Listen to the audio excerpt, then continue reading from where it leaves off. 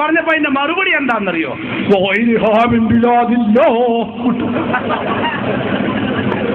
അപ്പൊ അതെനിക്ക് മനസ്സിലായിട്ടില്ല. ഞാൻ ഇപ്പൊ സിദ്ദീഖ് ബേസ് വരുവോളം എങ്ങനെയാണെന്നറിയില്ല.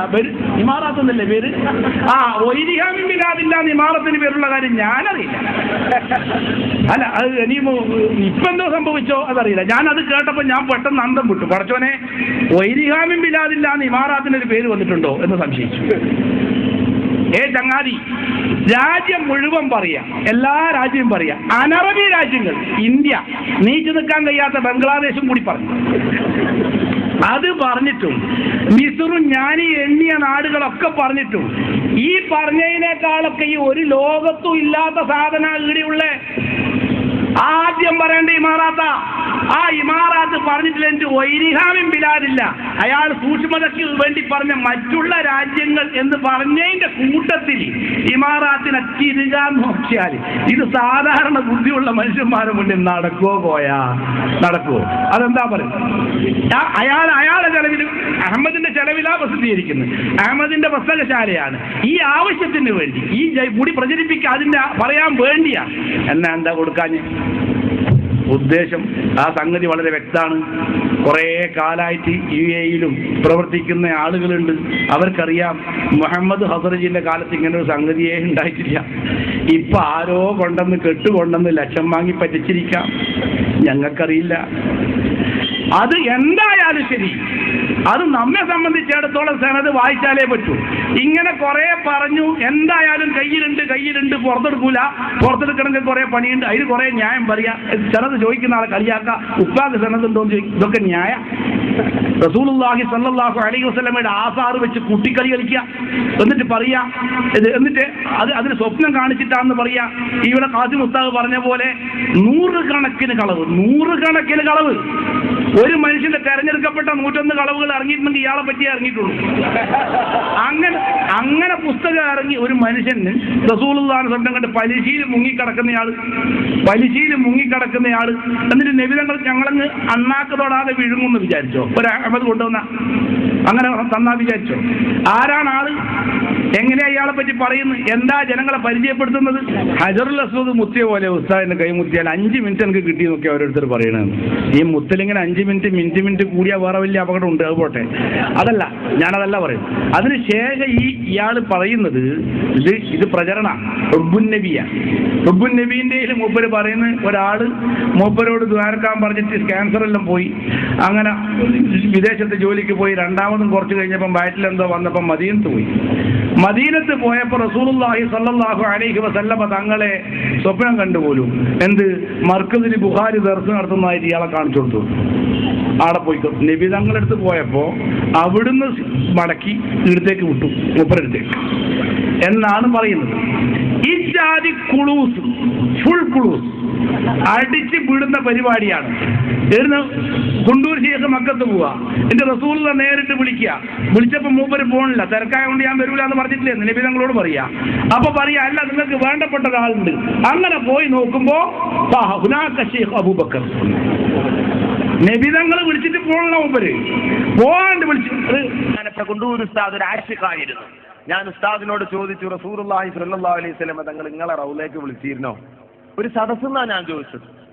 അപ്പൊ അറബിയിൽ എന്നോട് മറുപടി പറഞ്ഞു, അതെ വിളിച്ചിട്ടുണ്ട്.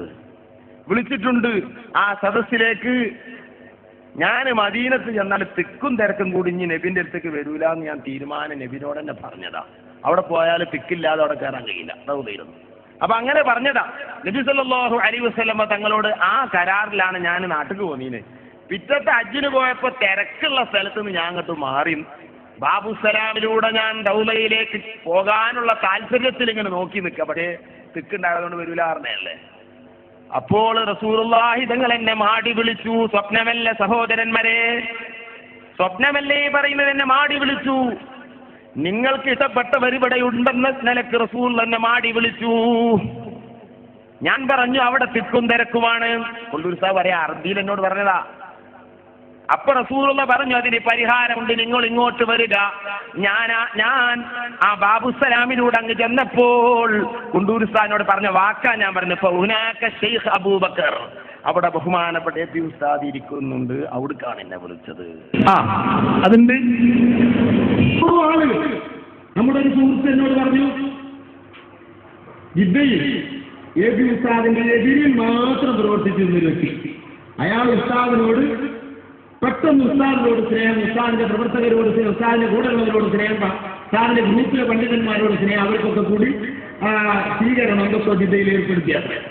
അപ്പോ ഇയാളോട് ചോദിച്ചു, എന്ത് നിങ്ങൾ ഇങ്ങനെ പെട്ടെന്നൊരു പരിവർത്തനം എന്ന് ചോദിച്ചപ്പോൾ അയാൾ പറഞ്ഞത്, ഞാൻ അല്ലാഹുവിന്റെ റസൂലിനെ കാണാൻ, അയാൾ ഈ ഭാഗത്തിലാണ് എന്താ തുറന്നു പറഞ്ഞതിന് തകരാറൊന്നുമില്ല, ഒക്കെ അങ്ങനെ പുറത്ത് ഇപ്പോൾ മനസ്സിലായിട്ടുള്ളതല്ലേ. അയാൾ പറയാൻ ഞാൻ ഉസ്താദിന്റെ എതിരിലല്ല, പക്ഷെ ഞാൻ അല്ലാഹുവിന്റെ റസൂലിനെ കാണാൻ വളരെയധികം പരിശ്രമിച്ചത്. അതിനുള്ള ഏക വഴി സ്വലാത്ത് തന്നെയാണ്. സ്വലാത്ത് ചൊല്ലി ചൊല്ലി ചൊല്ലി ചൊല്ലി അവസാനം അടുത്ത് ഞാനൊരു സ്വപ്നം കണ്ടു. എന്താ? നബി സല്ലല്ലാഹു അലൈഹി വസല്ലം തങ്ങളെ കാണാൻ വേണ്ടി ഒരു വലിയ സ്വപ്പ്, ഒരു വലിയ ക്യൂ ഞാൻ കണ്ടു. ഞാൻ അതിൽ ചെന്ന് നിന്നു. നട്ടുച്ച ടൈം, വേറെ ഒഴുകുന്നു. ഏതായാലും കാലങ്ങളായില്ലേ നബിയെ കാണാൻ ആഗ്രഹിക്കുന്ന ഈ രീതിയിൽ നിന്ന് പിന്തിരിയുന്ന പ്രശ്നമില്ല എന്ന് മനസ്സിലാക്കി ആ വലിയ ആ ക്യൂവിന്റെ പിന്നിൽ ഞാനും കൂടി അങ്ങേ നടന്ന് നടന്ന് നടന്ന് ഒരു റൂമിലാണ് റസൂലുള്ളത് എന്നാണ് കേൾക്കുന്നത്. അതിലേക്കും കാലെടുത്ത് വെക്കുമ്പോൾ അവിടെ നബിയല്ല ഉള്ളത്, കാന്തപുര ഉസ്താദാണുള്ളത്, എ പി ഉസ്താദാണുള്ളത്. സുബ്ഹാനല്ലാഹ്, എന്താ പരിപാടി? എ പി ഉസ്താദ് ടിക്കറ്റ് കൊടുക്കുന്നു. എന്തിന്? അപ്പുറത്തെ റൂമിൽ റസൂലുള്ള ഇരിക്കുന്നുണ്ട്, ആ നബിയെ കാണാൻ എ പി ഉസ്താദ് ടിക്കറ്റ് കൊടുക്കുന്നു. ആ ടിക്കറ്റ് വാങ്ങി ഞാൻ അടുത്ത റൂമിൽ കയറിയപ്പോൾ അവിടെ റസൂലുള്ളാഹി ഇരിക്കുന്നു. ഞാൻ മനസ്സിലാക്കി, അല്ലാഹുവിന്റെ റസൂലിലേക്കെത്താൻ ഇക്കാലത്ത് പറ്റിയവരുണ്ടെങ്കിൽ ഞാൻ തുടരുന്ന വിഭാഗമല്ല, മറിച്ച് കാന്തപുരം മാത്രമാണ്. ഞാൻ അതോടുകൂടെ എന്റെ ഗ്രൂപ്പ് വിട്ടു. ഇരിക്കട്ടെ. അത് എ പി ഉസ്താദിനോട് എതിന് മാത്രം പ്രവർത്തിച്ചിരുന്ന വലിയ റസൂലാണ് സ്വപ്നം കാണാൻ വേണ്ടി ടിക്കറ്റ് കൊടുത്തിയാണ്. അവിടെ പോയി നോക്കുമ്പോൾ എ പി ഉസ്താദ് ആ ടിക്കറ്റ് കൊടുക്കണം അത്ര. അങ്ങനെയാണ്. ഇനി അങ്ങനെ അമ്മാതിരി കുളൂസുകൾ മാത്രം. വേറെ ഒന്ന്, മദീനയിലേക്ക് പോയി നോക്കുമ്പോൾ ആദ്യം മൂപ്പരും മക്കത്ത് പോയപ്പം പറഞ്ഞു മദീനത്തേക്ക് പോയിട്ടുണ്ട് ഉസ്താദ് എന്ന് പറഞ്ഞു. മദീനത്ത് പോയി നോക്കുമ്പോൾ മൂപ്പൻ അവിടുന്ന് സ്ഥലം വിട്ടിന്. എന്താ സ്ഥലം വിടാൻ കാരണം? പിരിവ് മോശമായിട്ട്.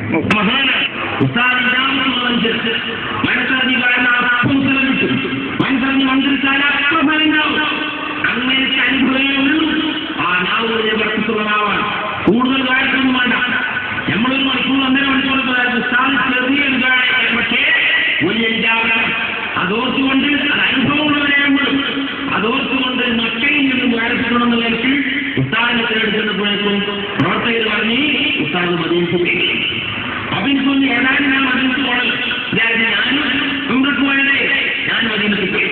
മദീനത്തിൽ നിന്നപ്പോ ഉമ്മത്ത് കിട്ടേണ്ടപ്പോൾ അന്ന് ഉസ്താദിനെ അന്വേഷിക്കാൻ കഴിയില്ല. പിറ്റേ ദിവസം ഇസ്മീസിന്റെ പ്രവർത്തകർ പറഞ്ഞ് ഉസ്താദ് പോയി മക്കത്ത് തന്നെ പോയി. മനസ്സിലായി. മദീനയിൽ നിന്നും താഴ്ത്തിയിടാൻ പറ്റിയില്ല, മക്കത്ത് നിന്ന് താഴ്ത്തിയിടാൻ പറ്റിയില്ല. അത് വലിയ വിഷമല്ലേ. ഞാൻ ഇത് അനുഭവം പറയില്ല. ഞാൻ അവിടുന്ന് മദീനത്തിന്റെ ട്രാൻസ്ഫറായി മദീനാപള്ളിയിൽ രാവിലെ കടക്കണം, അവമാനിക്കാം. കടക്കുമ്പോൾ ഉസ്താദ് ഇഹ്റാമിന്റെ ശേഷം ഉസ്താദ് ഉണ്ടെടുത്തിട്ടുണ്ടാവും. ഉസ്താദ് മദീനാപള്ളിയിലിരിക്കും. ഞാൻ ഉസ്താദിന്റെ ഉസ്താദ് കൈ ബുദ്ധിമുട്ടി. ഉസ്താദിനോട് പറയും, ഉസ്താദിന്റെ പെട്ടെന്ന് മദീനത്ത് മക്കത്തൊക്കെ മദീനത്തിൽ പെട്ടെന്ന് പോയി. ഉസ്താദ് പറഞ്ഞ് പിരിവൊക്കെ വളരെ മോശമാണ്. അഥവാ ഉസ്താദിന്റെ പോക്ക് പോയി. ഇത് പറയുന്നു. മൂപ്പര് മദീനത്ത് പോയിട്ട് ആ മക്കത്ത് കാണാത്തപ്പോൾ മദീനത്ത് പോയപ്പോൾ പിന്നെ ആടെയും കണ്ടില്ല.